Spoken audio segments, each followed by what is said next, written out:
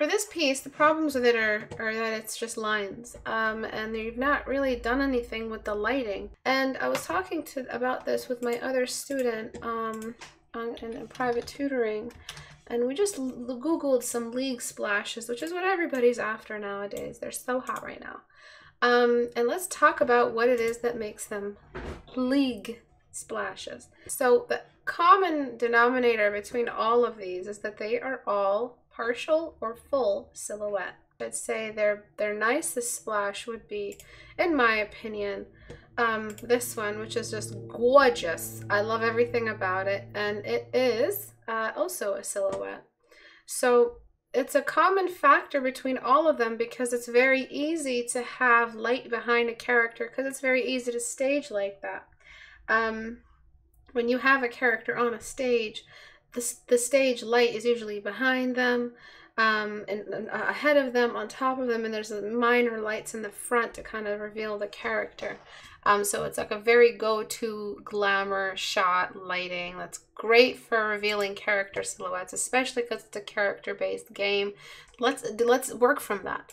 But not just because, oh, silhouettes are fun and there's all this glamour to them and they're hella cool, but because it is logical and realistic to apply a silhouette in this case, because we seem to be in some kind of valley with the light behind the character.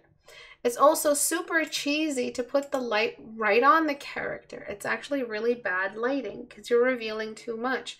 When you put the light behind the character, you dress the character in a silhouette that reveals their form, their full character silhouette, but also applies a sense of mystery to the character. I separated her because she's in a terrible spot in the illustration. Absolutely terrible spot. She's in the bottom right corner. Her feet are cut off. She's doing this jumpy gesture that's kind of really cool and athletic and sporty and everywhere, but she's grounded at the base, or we can't even see her feet. When a character is doing some kind of lungy open gesture jump like this, you want to show the full character's body so we can get the full feel, the full energy of the character. You don't want to just cut off their feet because, okay, they're jumping, but we can't see their feet. That's really awkward. So what I'm doing now is I'm just patching this all up. So we have her here. She's doing a jumpy jump.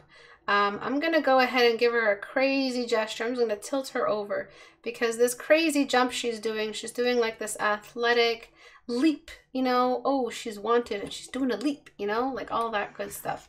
All right, so I just gave her some feet. And she's like, wee.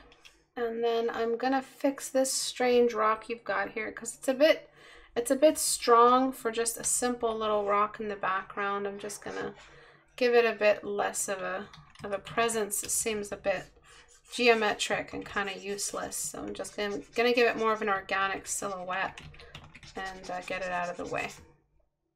Get more breathing room behind her. And then I need to make the character look like she's actually jumped. Maybe she's on her way down, so she hasn't jumped up. Usually when a character is jumping in an illustration, we're illustrating their movement down, because it's just more fun seeing the character descend with all that stuff flying in the air still. So you might want to consider that. We usually, in movies, don't really take our time with the upper movement on a trampoline. It's usually the downward motion that people are always filming. You know, falling down, tumbling down a mountain, heroic slide down, heroic landing down, and then all of that stuff trailing behind them, samurai style. So cartoony stuff needs perspective to stay good quality. I'm going to shrink her nose a little bit. Gravity, that's a good one. Gravity is definitely a fundamental. I could say it is one of the fundamentals that people forget about factoring it in to a character standing. So, you know, laws of physics are easily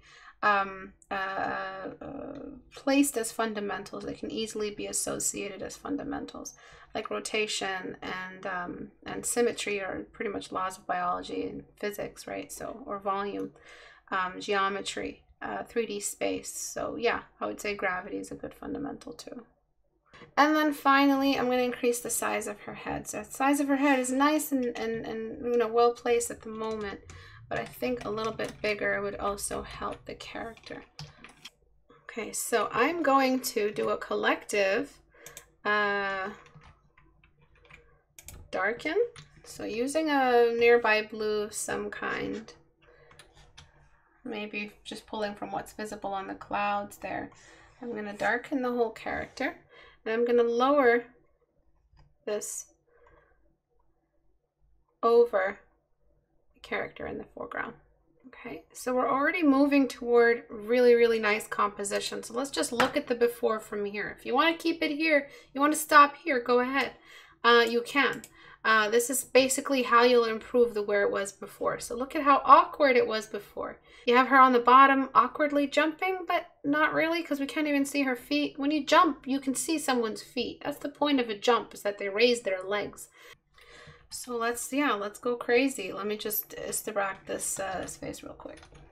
I feel like all this stuff here should be lifted up so we can see her shoulder line, and I'm just gonna add some simple trailing hair to show she's on her way down.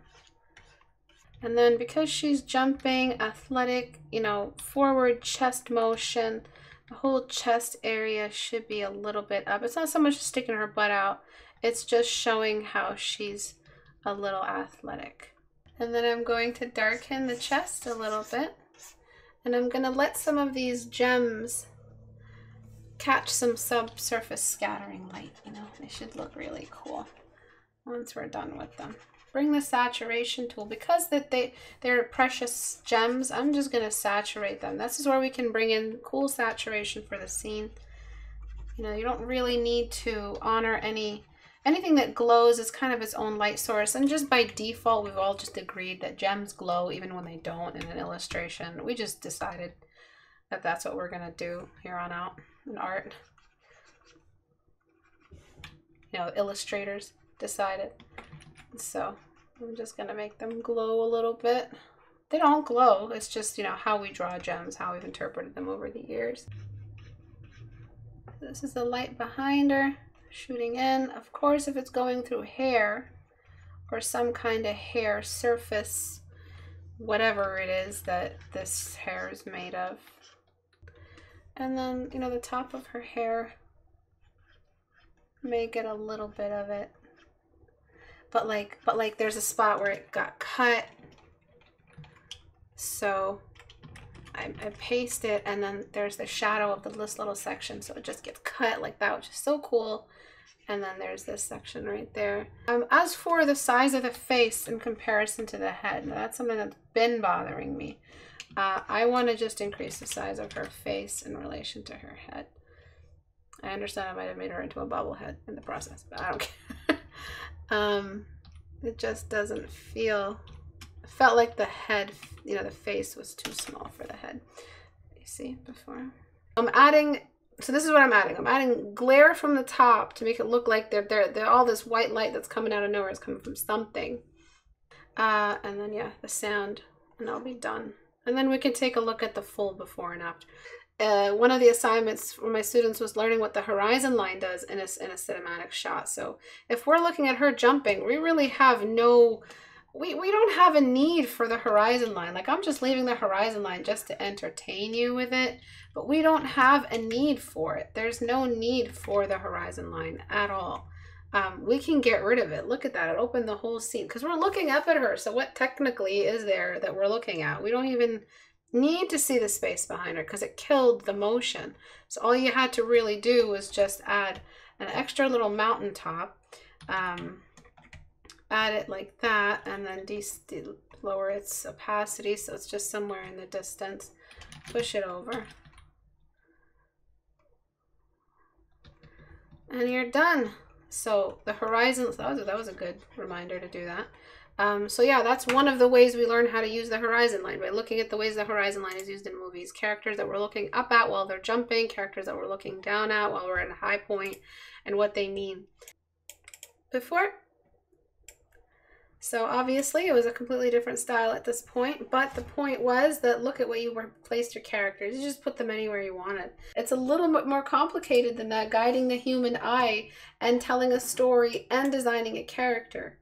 And then you had no depth. And then after, I hope you understand the value of the silhouette, why it is that league splashes that look like this work. And it's because of that silhouette, that whole, I drew a yordle. It's about that combination of silhouette, look at that, and light in the background and the rim light. Silhouette, rim light, light behind the character. It's all the same. And you saw the way I use layers. It's just very simple. Character, background, object, etc.